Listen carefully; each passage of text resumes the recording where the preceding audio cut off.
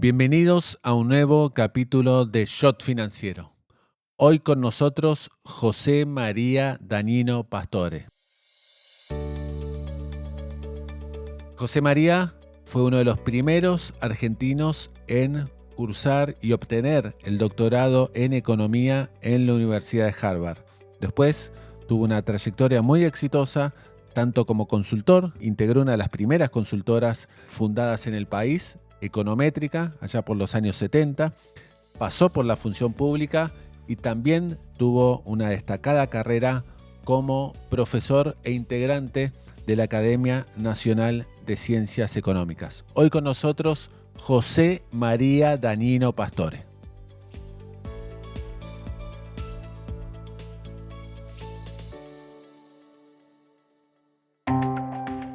Shot Financiero es presentado por Puente Holding UK, una compañía especializada en Wealth Management, Sales and Trading, Capital Markets e Investment Banking, basada en el Reino Unido y con oficinas propias en Argentina, Paraguay, Uruguay, Panamá, Estados Unidos y España. Puente cuenta con más de 100 años de trayectoria y 35.000 clientes en todo el mundo, entre individuos, empresas, instituciones y sector público.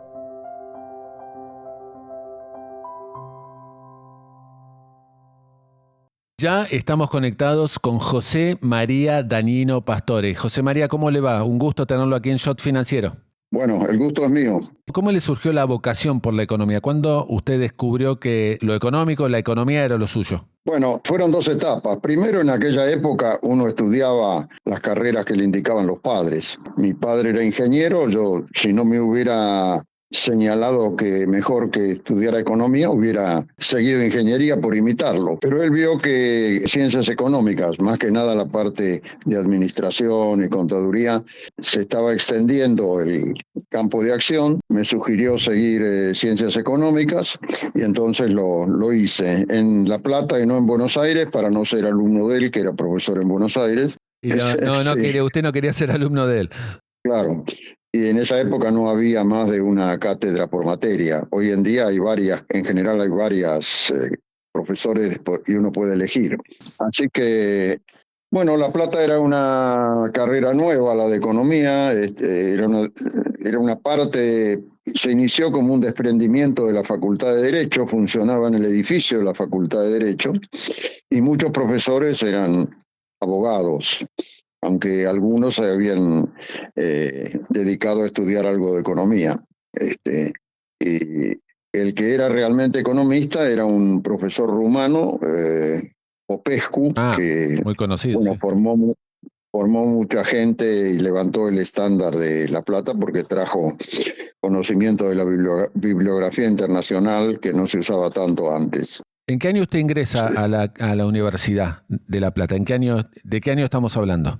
Yo había ganado un año en la primaria y una en la secundaria, así que entré en, creo, 1949 o algo así, o 50. ¿Al secundario qué colegio fue, José María?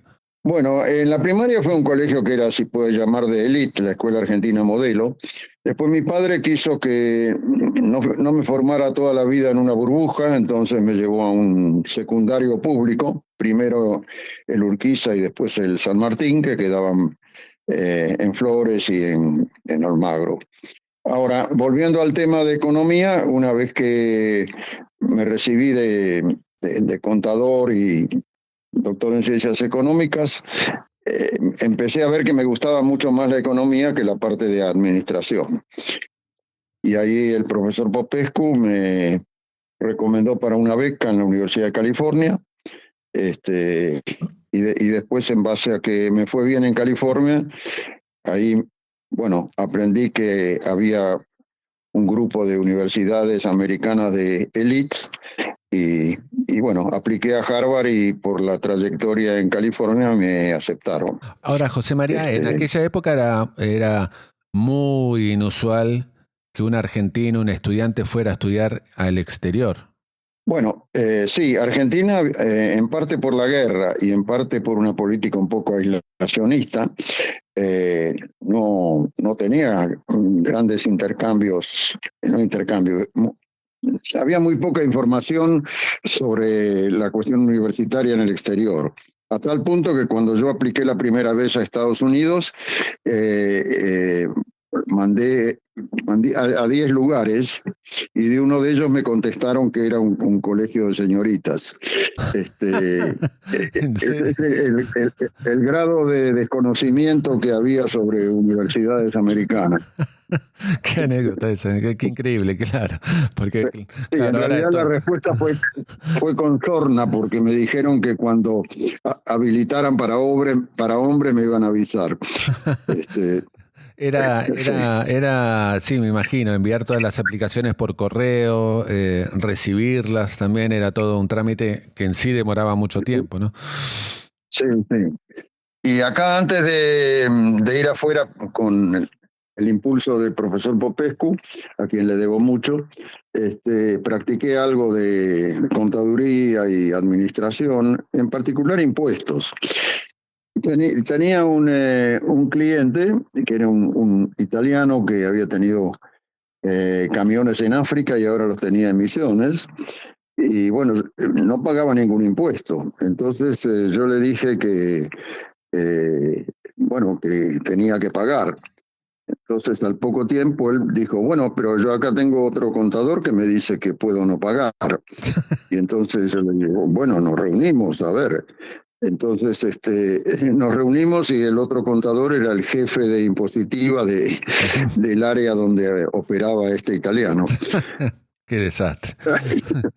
Qué increíble. Qué Entonces increíble. ahí me desilusión, dije, no, para funcionar en impuestos hay que tener otras habilidades. Sí, sí, sí. Qué lamentable. Sí. ¿Qué exámenes tuvo que dar para poder estudiar en el exterior en esos años? Usted se gradúa en California del máster en el 61, pero ¿qué?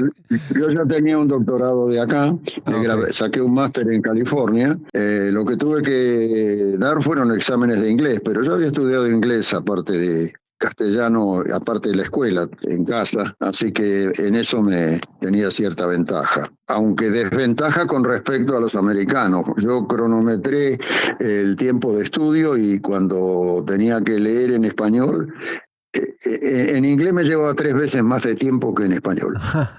Qué bárbaro. Después fui acortando, Después la brecha se redujo. Al final, La brecha se era redujo. casi igual.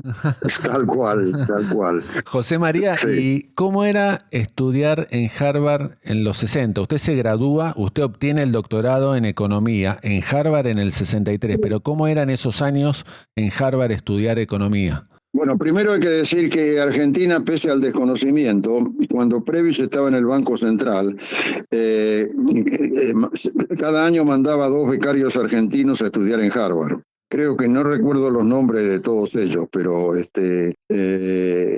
iban escalonados, o sea, siempre había 2, pero no eran los mismos, iba cambiando. Okay. Eso se suspendió cuando Previs dejó el Banco Central y bueno, se reanudó. Yo fui la segunda camada. En la primera fue Adolfo Diz. Ah, mire. En la segunda fuimos Felipe Tami y yo. Y después, bueno, siguieron Broderson, Guadañi, Canitrot, en fin. Ya después empezó a hacerse más usual con becas de la Embajada Americana, principalmente, la Fulbright, de la OEA. Había varias fuentes de becas.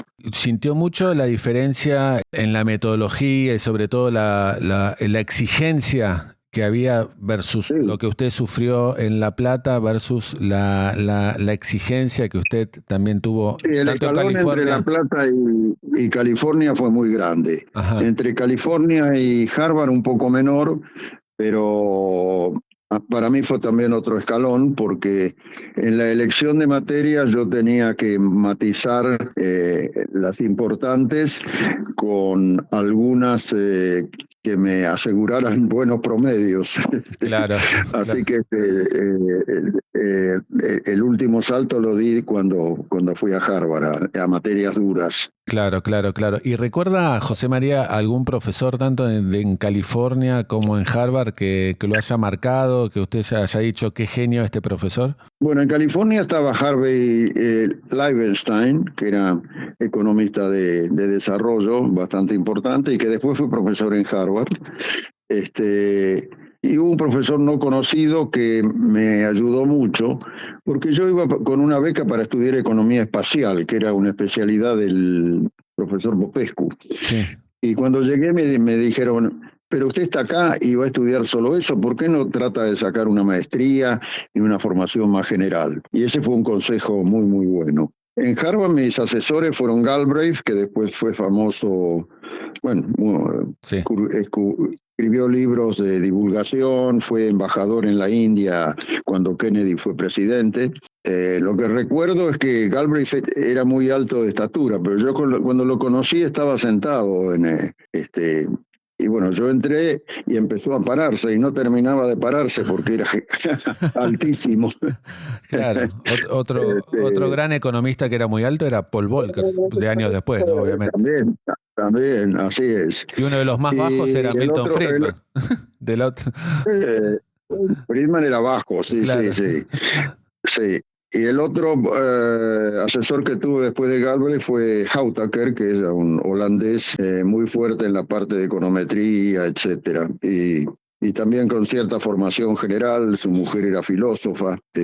Cada alumno tiene una especie de asesor. Y después enseñé también en la cátedra del profesor Smithis, que era un australiano que fue a Estados Unidos, tuvo mucho éxito en la parte de presupuesto, etcétera. Y él fue una de las 2 o 3 cosas que me convencieron de volver a Argentina terminada la carrera. Ah, ok. Él me dijo, yo vine acá, me fue muy bien, yo soy de Nueva Zelanda, de Australia, pero un inmigrante siempre un inmigrante. Ahora, José María, yo estaba viendo su currículum. Usted termina el doctorado, como decíamos recién, en economía en Harvard en el 63. Sí. Ahora, en noviembre de ese mismo año fue asesinado John Fitzgerald Kennedy. Sí.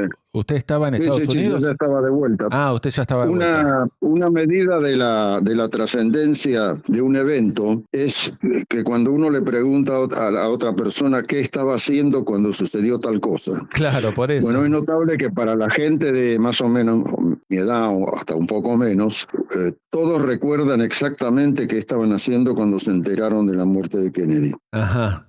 ¿Y usted qué estaba haciendo? ¿Estaba acá en Buenos Aires? Estaba visitando la CEPAL. Ah, mire usted. Y en la CEPAL había estupor por lo de Kennedy, ¿no? Y sí. Sin dudas. ¿Usted cómo vivió los años? ¿Cómo era Estados Unidos en esa época? ¿Qué recuerda de la vida en Estados Unidos en esos años? Bueno, que usted hubo el episodio de Cuba, ¿no? Claro, de los misiles. Bahía de los Cochinos, y después cuando Rusia quiso poner instalaciones de bombas, etcétera, el enfrentamiento. En un momento se creyó que se iba a una guerra con Rusia. La gente en Boston salía en auto, se taparon las carreteras. Y yo decidí quedarme porque pensé que si atacaban, iban a atacar instalaciones militares y no la ciudad en sí. Y además, no sé si podía salir por los bloqueos de los caminos. Qué años que estábamos hablando en el mundo, ¿no? Qué años turbulentos en el mundo. José María, entonces usted apenas termina el doctorado en Harvard, no tiene ninguna duda y dice, me vuelvo a Buenos Aires. Primero tuve una decisión de que no quería ser académico puro, no hacer una vida solo en las universidades. Ajá. Ahí hay algo muy divertido. Yo veía que la oficina del profesor Gerschenkron, que era un erudito en historia, un estudioso full, yo lo veía siempre las luces a la noche prendidas. Y yo decía, yo no quiero esa vida para mí. Años después visité Harvard y me enteré que la oficina de Gerschenkron era una de las más grandes de tamaño. Entonces el personal que trabajaba a la noche se reunía ahí, por eso estaba la luz prendida. No era Gerschenkron estudiando, no era pero tanto. para mí fue una señal de que... Ahora, usted vuelve a Buenos Aires y mantiene una carrera al mismo tiempo de docente, profesor y con una extensa trayectoria. Bueno, yo volví por impresiones sueltas. Uno se basa, no tiene información completa. Tuve ofertas de organismos internacionales, pero vi que muchos de los exitosos funcionarios internacionales tenían cierta frustración, porque eran como que eran asesores y no veían el fruto directo de su trabajo. Después de entrar en la empresa también tuve alguna oferta, pero no me entusiasmó. Y en cambio sí me entusiasmó una visita que hizo Guido Di Tella. El padre de él era amigo de mi padre, pero aparte de eso, independientemente de eso, me dijo que podía entrar al instituto y me entusiasmó. Qué interesante. En esos momentos, ¿cómo usted, me imagino, veía todo lo que era la macro, tanto mundial como la de Argentina en particular? ¿Cómo eran esos años en lo económico? Bueno, hasta salir de la universidad y aterrizar en la Argentina, empezar a trabajar con números, no estaba tanto en la parte empírica, estaba más en la parte teórica. Desde el punto de vista ideológico, Harvard estaba en el centro izquierda y el ejemplo en esa época eran los países nórdicos, que tenían un importante rol del Estado en la parte social, etcétera. De manera que yo venía un poco con esas ideas. Después vine acá y a medida que fui tocando la realidad, me di cuenta que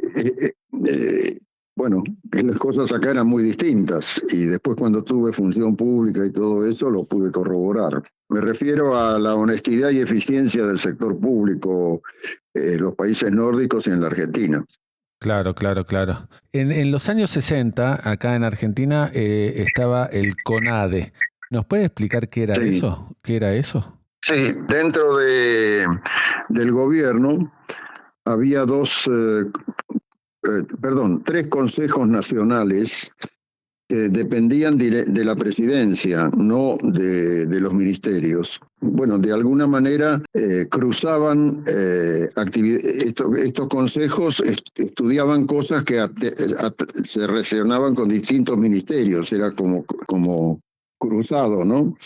Entonces, y las temáticas eran ciencia y tecnología, eran seguridad y eran desarrollo.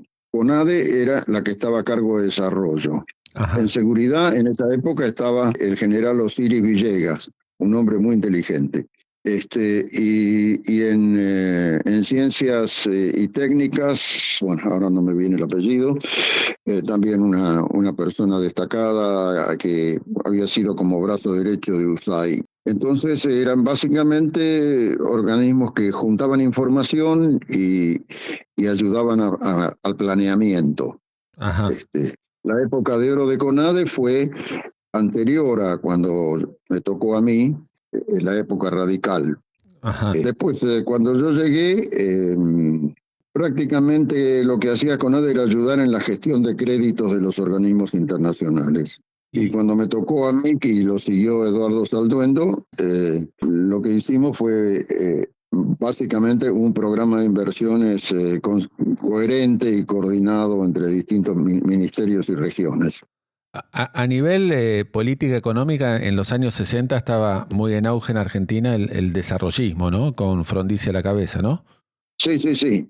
¿Cómo lo veía usted, ese movimiento? ¿Qué le parecía?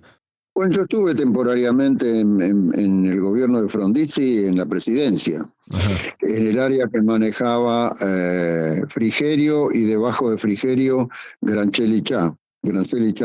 Ajá. Que había sido presidente de la Federación Universitaria. Bien, bueno, a mí me parecía que se hacían las cosas bien. Sí, sin duda. Después, la política se hizo muy difícil y bueno, se empezó a perder un poco de disciplina en el manejo macro y ya se ponía, un poquito más difícil de manejar, pero renovó la Argentina. Es una situación un poco parecida a la de ahora. O sea, vino el impulso de la industria automotriz, el impulso de la actividad petrolera, y algunos más.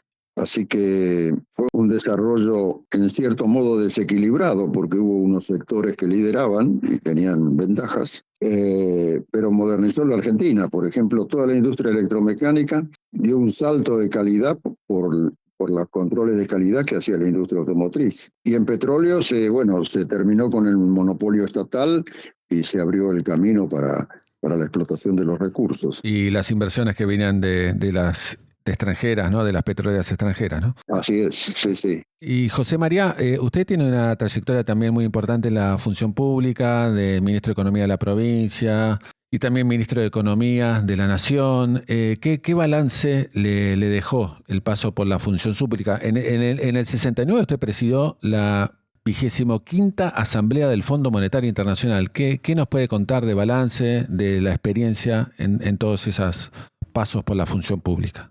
Bueno, primero, quizá la más agradable fue como ministro de Economía de la provincia de Buenos Aires, porque se ven los resultados en algo concreto. O sea, un edificio, una carretera, algo físico tangible. Ajá. Mientras que a nivel nacional, sí puede haber alguna obra, pero en general los resultados son algo abstracto: 2 puntos menos de inflación, medio punto más de crecimiento, y uno va aprendiendo, sobre todo si arranca joven como yo. Son cosas que a lo mejor pueden ser como digamos el huevo de Colón, ¿no? Después que se dice es obvio, pero antes no tanto. Claro, usted ocupó. Entonces, por ejemplo, lo muy importante para mí es tener un cable a tierra. ¿Qué es un cable a tierra? Bueno, el ministro recibe información de cómo van las cosas y estadísticas de los secretarios, estos de los subsecretarios, estos de los directores nacionales, estos de los directores generales, y cada uno que informa para arriba va diciendo que las cosas andan muy bien, porque obviamente le tiene que decir eso al superior. Entonces, cuando llega la información arriba de todo, es todo maravilloso. Entonces hay que tener un cable a tierra, buscar maneras, por ejemplo, de si uno ve cosa impositiva, ponerse en el lugar o mandar a alguien a que vaya a la dirección impositiva a ver cómo lo atienden. Y bueno, tengo alguna anécdota. Por ejemplo, cuando estuve después en Europa, los bancos se peleaban o trataban de que Argentina les encargara la colocación de bonos. Entonces había un banco, no voy a decir el nombre ni el país, que decía que tenían gran capacidad de colocación, qué sé yo. Yo fui a visitarlos a la sede central y antes de entrar fui a un empleado que atendía y le dije que quería invertir en bonos de países en desarrollo. Entonces me habló de 2 o 3. Entonces le dije, y bueno, pero me dijeron de Argentina. Ah, no, de Argentina no. Pero después subí a 8 pisos y los de arriba me decían que era maravillosa la capacidad de colocación. Mira. Y como esto hay muchas anécdotas. Grandes vendedores, ¿no? Sí, sí. De manera que el tema de cable a tierra, que no vendría mal es en las autoridades de la capital hoy en día acá, a juzgar por el tráfico. Claro. Sí, parece que no. Es obvio, pero no se practica. Sí, es como a veces el funcionario está en una suerte no sé, de jaula de cristal o tupper, como se dice, a veces y pierde contacto con la realidad, ¿no? Sí, sí. Y después esta cosa que ya los políticos saben bien, aunque tampoco a veces se aplican, y es que las cosas impopulares o que dañan algunos intereses, hay que hacerlas y no anunciarlas. Sí, tal cual. Y en cambio las cosas más vale populares hay que cacarearlas bastante tiempo antes. Es una buena norma. Por ejemplo, ahora los empleados públicos, está bien, tratamos de hacerlo en La Plata cuando llegamos, de tomar examen a los empleados públicos, y bueno, hubo una huelga general terrible, porque se sentían todos amenazados. Después de eso, obtuvimos información como pudimos, se dio de baja a los que se pensaba que no tenían que seguir y se anunció de golpe un fin de semana. Como todos los demás sabían que seguían, no hubo protestas. Mire usted. ¿Qué le dejó la presidencia a José María en el 69 de la Asamblea del Fondo? ¿Cómo era la relación en ese entonces de Argentina con el Fondo? Era bueno, en principio el gobierno de Onganía era nacionalista, un poco aislacionista, no quería tener muchas relaciones con organismos, pero mi predecesor, Krieger Bacena, había hecho un trabajo y fue cambiando la opinión y yo me pude después como sucesor, me beneficié de toda la tarea de docente que había hecho Krieger Bacena con el presidente Onganía. De todas maneras, esto era un tema dentro del espectro general, un tema puntual, porque la verdad es que Onganía tenía una virtud muy importante y que le había servido para surgir en su carrera militar, que era su capacidad administrativa y el concepto de que, bueno, no se podía gastar más de lo que entraba, que es fundamental para un ministro de Economía, porque en las reuniones de gabinete todos los ministros saben que se lucen si tienen más plata para hacer más acciones en su área, de manera que todos son gastadores. No porque tengan un toque de gastar, sino porque es racional para ellos hacer más cosas. De manera que en las reuniones de gabinete todos quieren gastar y el único que tiene que decir no es el ministro de Economía. Si no tiene el apoyo de un presidente convencido de eso, bueno, está en problemas. Y ahora, José María, usted llegó a cargos muy importantes, muy joven, porque estamos hablando que menos de 40 años. Creo que soy todavía el más joven, aunque hubo algunos últimos, y la diferencia es por meses. Y lo que soy ahora es el más viejo de los que están vivos, el ministro de Economía. José María, en paralelo... Hasta hace poco era Roberto Aleman. Sí. José María, usted en paralelo hace una carrera o también ejerce cátedra.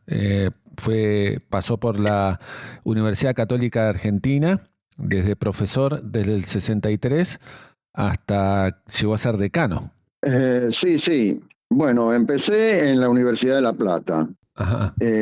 Ahí cuando vino la revolución me echaron por ser supuestamente peronista. En el 55. Con el decano que me echaron, me había sacado 10 en la materia y creo que la culpa era en un trabajo haber citado el segundo plan quinquenal o algo así. Yo no hacía política. Después de ahí entré en la de Buenos Aires y ahí gané 3 veces concursos y nunca me nombraron. Siempre, pero enseñé, suplía al doctor Olivera en su materia durante algunos años. Y después en la Universidad Católica yo ya estaba en reuniones previos a que fuera universidad, cuando se daban cursos sin ser universidad. Entre los méritos de Frondizi está el de haber permitido las universidades privadas. La más antigua es El Salvador y la segunda la Católica. Ajá. Y bueno, entonces el profesor Balsecchi, que era decano de Economía, el primer decano en la UCA, me invitó a enseñar.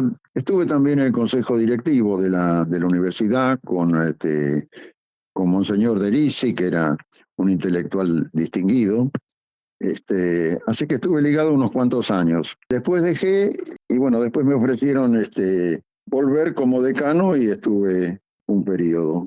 En la Universidad Nacional me invitaron porque en un momento, acá creo que fue uno de los primeros que tomó el tema que se llama economía institucional, ligada con el derecho.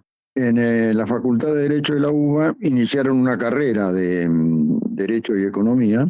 Entonces me invitaron a dar una cátedra. No era una designación, era un contrato anual. Y después no me lo renovaron y por toda una cuestión política que no voy a entrar, de manera que no seguí. Pero básicamente era por haber sido ministro de la dictadura, etcétera, aunque había otros casos. Pero había un tema político interno de la facultad y de la universidad. Así que eso me desalentó en cuanto a universidades públicas. Y bueno, en la Católica estuve hasta que la edad lo permite. Y José María, usted también inicia en los 70 la profesión que quizás estaba, usted me dirá, en ciernes en esos años, que era la consultoría, ¿no? Sí, creo que fuimos relativamente pioneros en eso. Con Empezamos Econométrica, con ¿no? Econométrica, que era Brotherson y Guadagni y yo. Así que bueno, no fuimos abogados exitosos, pero fuimos economistas relativamente exitosos. Muy buena ironía, Sí, muy buena ironía. Pero en esa sí, época, sí. claro, deben haber sido la primer consultora económica de la Argentina. Creo que sí, que dimos impulso y después, bueno, surgieron muchos y dio una salida laboral importante para la profesión. Sin dudas. Y bueno, ahí además competimos con otra profesión, que son los meteorólogos. Sí, sí. Competimos para ver quién se equivoca más en los pronósticos. Claro. Claro, en vez de porcentaje de lluvia, porcentaje de recesión, digamos, de probabilidades. Tal cual, sí, sí. José María, ya a fines de los 70, principios de los 80, en el campo económico surge o se comienza ya a hablar bastante de Domingo Cavallo, otro egresado de Harvard. Sí. ¿Cómo lo conoce? Sí, yo lo presenté a Harvard. Ah, ¿usted lo presentó? Presenté. Ah, mire qué bien. ¿Cómo lo conoce? Sí. Bueno, yo conocía la actividad de él en la Fundación Mediterránea, me contactaron y yo con mucho gusto lo presenté y la verdad es que me hizo quedar muy bien. No, es muy capaz, Mingo, y además tiene fuerza personal para ejecutar las cosas, ¿no? Sí. Sí. De todas maneras, es importante eso que mencionaba sobre la relación de presidente con ministro, porque la dupla Menem-Cavallo, a mi juicio, fue muy exitosa en su gestión. Ajá. Pero después Menem con los sucesores de Cavallo ya empezó a no ir tan bien, se relajaron los controles, etcétera. Después Cavallo con De la Rúa también tuvo dificultades, en parte políticas, pero quizá De la Rúa no tenía la fuerza de Menem o la creencia en respetar ciertas normas económicas. Claro. ¿Cómo? No podía hacerlo, sí. ¿Qué recuerda de los últimos años de la dictadura con lo que fue su último paso por la función pública? Bueno, fue muy breve. No vi que yo quería solucionar los temas y no vi que tenía, digamos, no quiero hablar de personas ni nada. Digamos que por lo menos para mí no estaban dadas las condiciones para hacer una contribución en la entrega a la salida democrática, entonces decidí salir 2 meses después de haber entrado. Ah, ok. De todas maneras, algo se hizo, se liberó el tema cambiario por un sistema parecido al que hay ahora, y bueno, y del cual se pudo salir por un camino no exactamente como el de ahora, pero sí que fue aproximando el mercado libre con el mercado regulado. José María, usted presidió la Fundación de Bolsa de Comercio de Buenos Aires, la Academia de Ciencias... La Fundación. Sí, la Fundación, sí. Y después la Academia Nacional de Ciencias Económicas. ¿Cómo fue, sobre todo este último, digamos, la verdad que debe haber sido, es un honor, ¿no? Presidir la Academia Nacional de Ciencias Económicas. Es un honor y valioso en el sentido de que lo designan los pares de uno. Ajá. De manera que es un reconocimiento de los pares que tiene un valor, ¿no? En el país hay un número de academias, de las cuales las nacionales reciben subsidios del Estado para funcionar. En general tienen un número determinado de miembros, por eso se llaman académicos de número.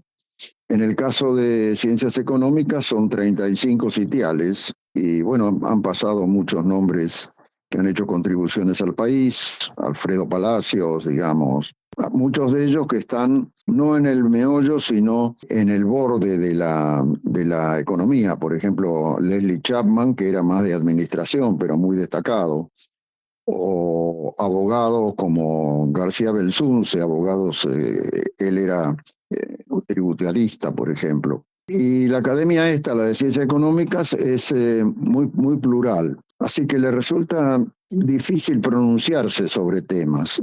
hace difusión, da puntos de vista. Hay otras como la de derecho que son más homogéneas ideológicamente y entonces se pronuncian sobre algunos temas. Habría un camino intermedio, pero no he visto que se pueda por ahora implementar, que es que la institución se pronuncia sobre un tema y en el prefacio de ese pronunciamiento aparecen los nombres de los miembros de la institución que no se adhieren a ese texto o que objetan una parte de ese texto.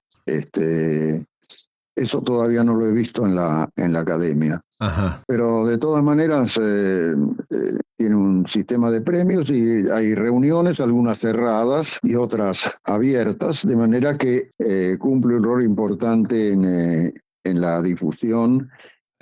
José María, yendo un poco más a la actualidad, ¿qué paralelismo puede hacer entre lo que está haciendo Javier Milei ahora con las reformas que hiciera Domingo Cavallo de la mano de Menem, como mencionaba usted recién, en los 90? Yo no creo que se pueden exagerar las similitudes de la situación. Muchas veces eso se exagera. La verdad es que la situación de fondo es muy distinta. Menem tenía mayoría en el Congreso. Milei prácticamente tiene un puñado de legisladores. Y por otro lado, la situación que heredó Menem fue mala. Prácticamente Alfonsín abandonó no podía manejar la situación y abandonó antes de tiempo, más allá de sus méritos en lo político. Y Milei heredó una situación desesperada, reservas negativas, inflación, como la heredó Menem, inflación, la deuda en un nivel ya, no digo insostenible, pero ya se habían cerrado todos los canales de financiación para el país. Así que si no había lugar para una política gradual, que es todo un tema, ¿no? Porque se dice que la política de Macri fue gradual, pero bueno, empezó gradual y después quedó en muy poco, ¿no? Claro. En lo económico. Sí. Sí, no, o sea, a lo mejor fue gradual al principio y muy poco después. Y entonces yo creo que ha tenido un éxito enorme. Si pensamos la imagen de Milei antes de ser presidente y ahora, da una idea. Sí. Si vemos la inflación y el pronóstico de inflación de entonces y lo de ahora, da otra idea. Si vemos en las preocupaciones de la población dónde está la inflación, que era lejos la primera antes, ahora está en quinto lugar. De manera que hasta ahora es un éxito rotundo, no era nada fácil. La situación estructural, no solo la coyuntural, era terrible. Por ejemplo, en los gobiernos anteriores se habían nombrado más de 1,5 millones de empleados públicos. En los gobiernos anteriores se habían dado más de 3 millones de jubilaciones de gente que no había cumplido con los aportes. Entonces, si ahora se echa un empleado, bueno, es titular en los diarios. Bueno, ¿y qué pasaba con los titulares de los diarios cuando nombraron 1.500.000 empleados? Claro. Es un buen punto. Es un buen punto. Sí. Quizá hay que explicarlo en palabras más simples. ¿Qué hacía con los 4 millones de empleados públicos, que antes eran 2 y pico? ¿Cómo bajaba el gasto público de 45% al 25% del PBI, que es lo normal? Y bueno, lo que dije eso es muchas cosas que se critican, pero son la base del éxito. Y el ejemplo fácil es esto. Creo que se logró bajar más o menos 20% el sueldo real de los empleados públicos. Sobre 4 millones eso equivale a echar 800.000. Claro. Entonces, había que bajarlo. ¿Qué querían?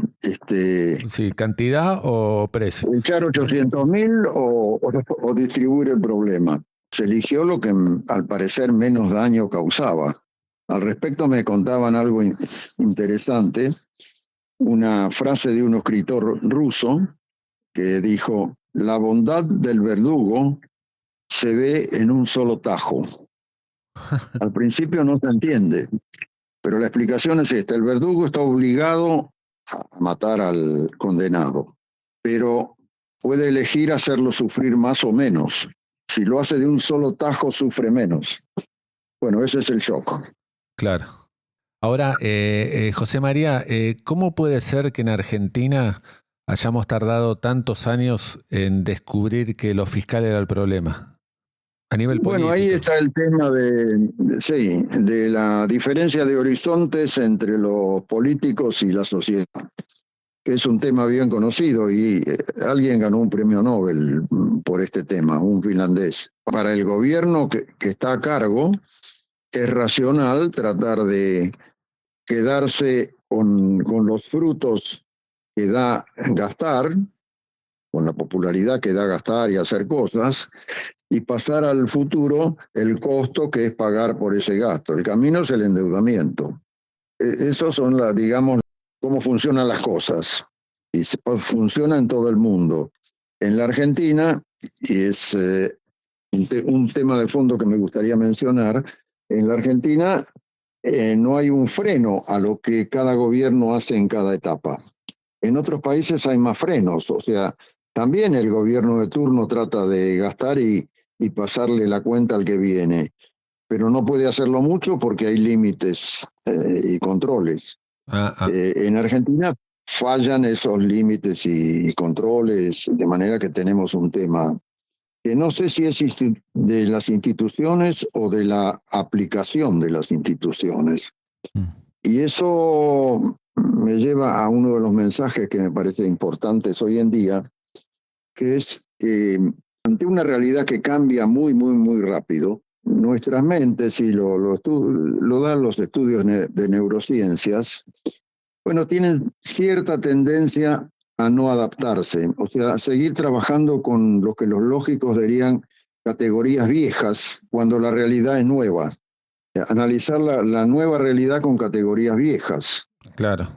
Por ejemplo, ahora los políticos de oposición hablan de volver a cosas, la institucionalidad. Bueno, ¿cuál es la nueva institucionalidad? ¿Cuál es la institucionalidad que está escrita en las leyes o la de la vida diaria? Según las leyes, la gente que roba debería ir presa. Bueno, ¿cuál es la realidad?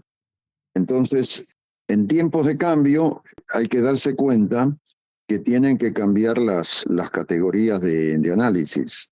Ya lo decía Keynes al final del prefacio a su libro famoso.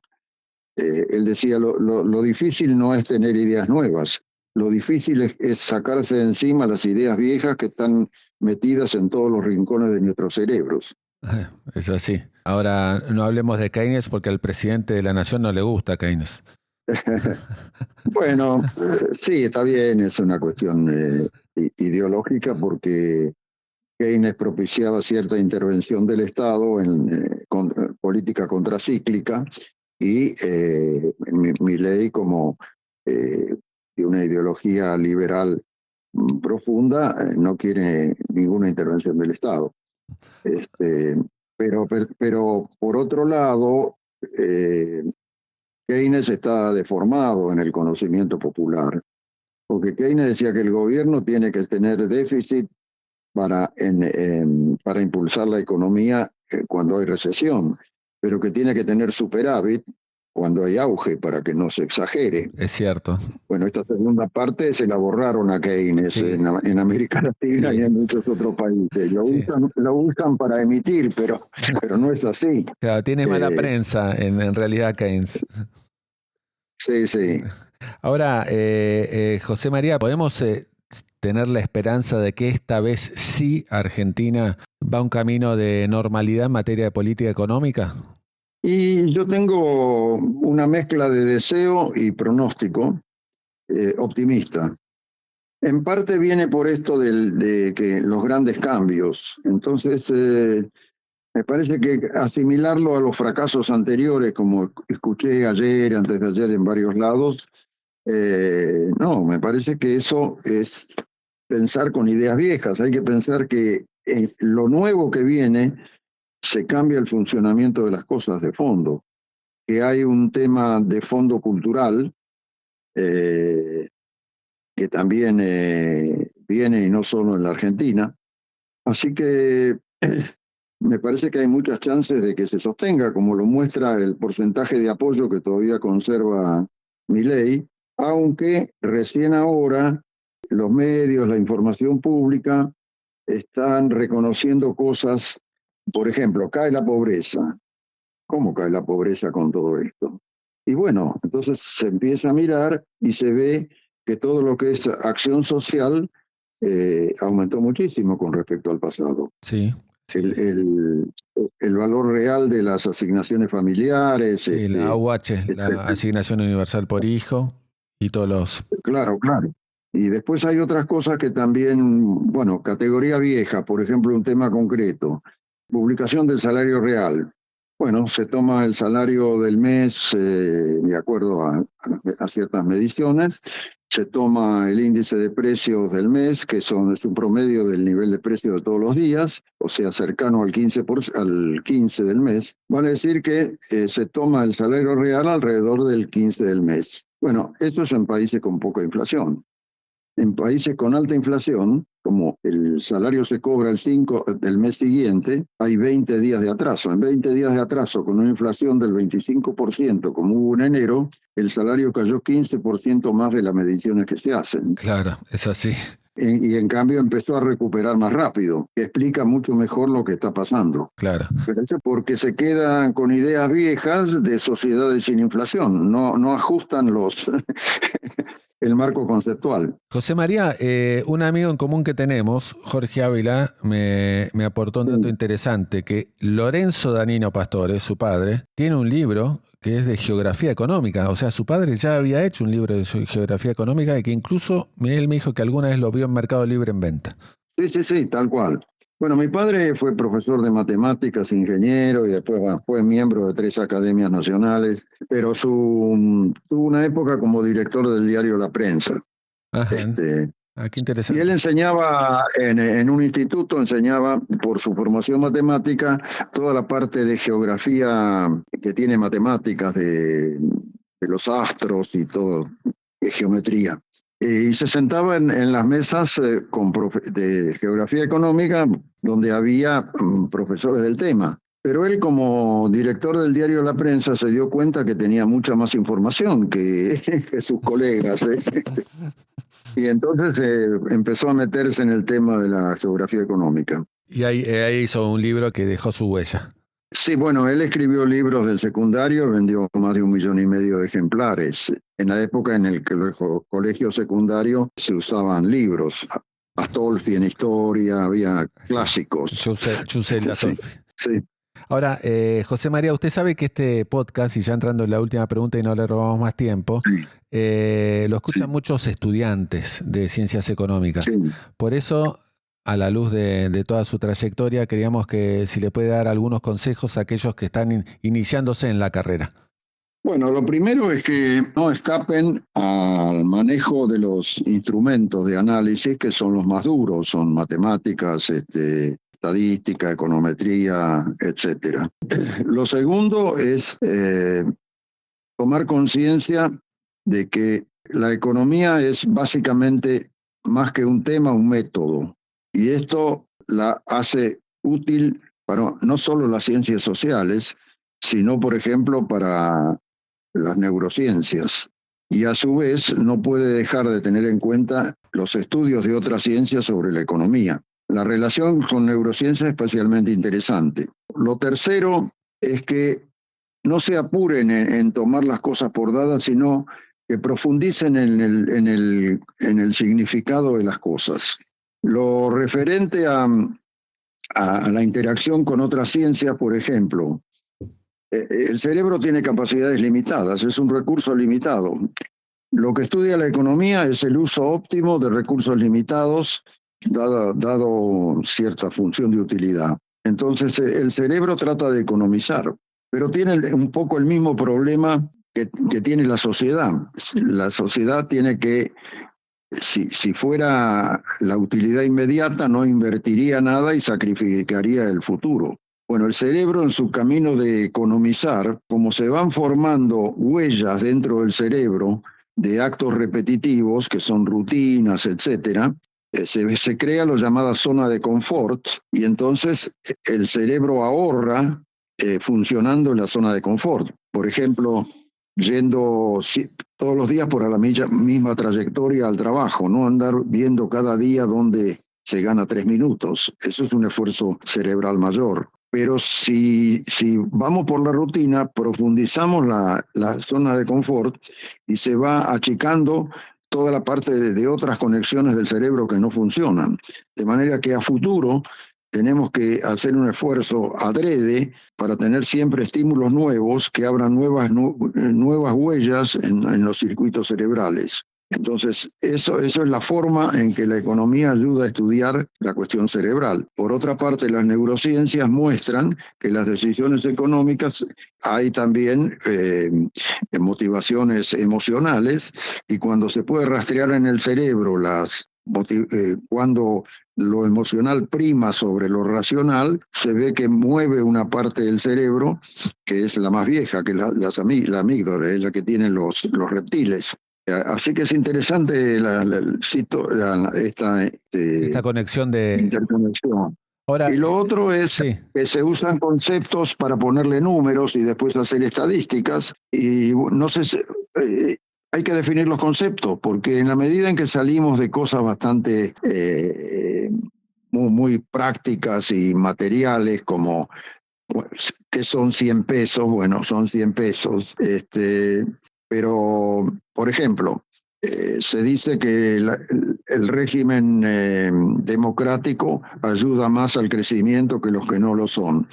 Bueno, no es tanto así en China, digamos, pero yendo a esa afirmación, bueno, uno quiere medir democracia. ¿Y qué mide? Mide la democracia griega, donde no votaban las mujeres ni los esclavos. Mide la democracia francesa, donde no votaban las mujeres. Mide algunas democracias actuales donde no hay otros requisitos mínimos sobre claridad en el manejo electoral. Entonces hay que tener cuidado aclarar un poco a qué le está poniendo uno los números, porque los conceptos van cambiando con el tiempo también. Perfecto. Me hizo acordar a José María todo lo que desarrolló también Daniel Kahneman, que ganó el Premio Nobel de Economía, bueno, también vinculando y desarrollando lo que es la economía del comportamiento, ¿no? Así es, sí. Bueno, José María, le quería agradecer enormemente su tiempo, ha sido muy generoso. Un placer tenerlo aquí en Shot Financiero y le mandamos un gran abrazo y de vuelta. Gracias por su tiempo. El gusto para mí, muchísimas gracias a ustedes. Propósito, actitud, resultados. Liderazgo modo Geneia.